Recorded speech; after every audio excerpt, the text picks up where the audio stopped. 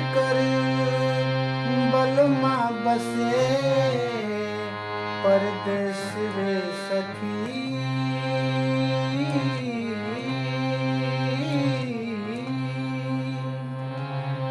जेकर बलमा गई परदेस रे सखी।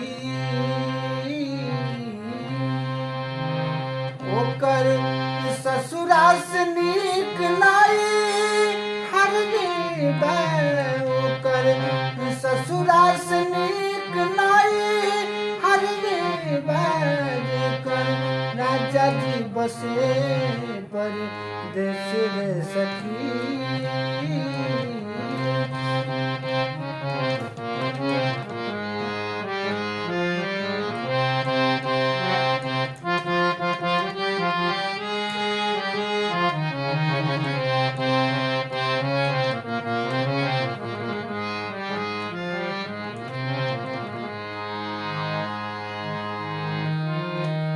अरे सुख साधन के सब नजराना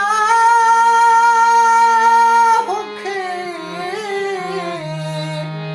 रिद्धि सिद्धि के भरल खजाना होखे।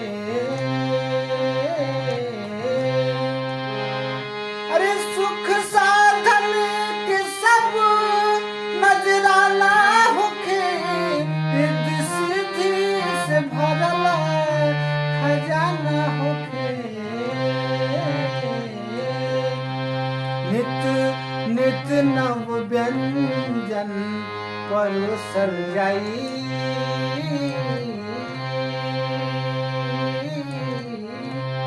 नित नित नव व्यंजन परोसल जाई। ओकरा अमृत के घूटी जहरा लेबा। ओकरा अमृत के घूटी जहरा लेबा। जेकर मर्दा बसे परदेस रे सखी। जेकर बलमा बसे परदेस रे सखी।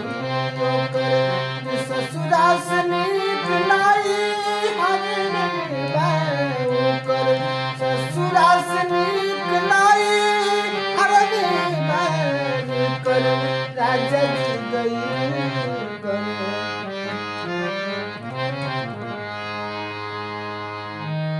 अरे बेटे पुरवा पलंग पर सुहागिन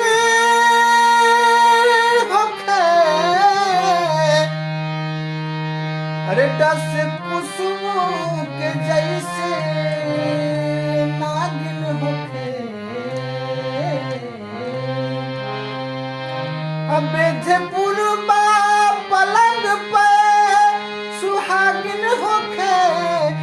दस कुसुमों के जैसे नागिन होखे।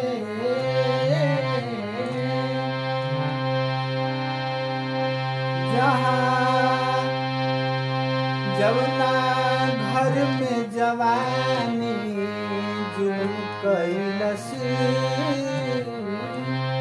कि जवना घर में जवानी जुल्म कैलस।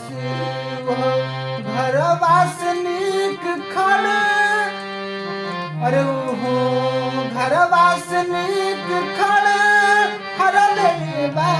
जेकर राजा जी गई परदेस रे सखी। जेकर बलमा बसे परदेस सखी।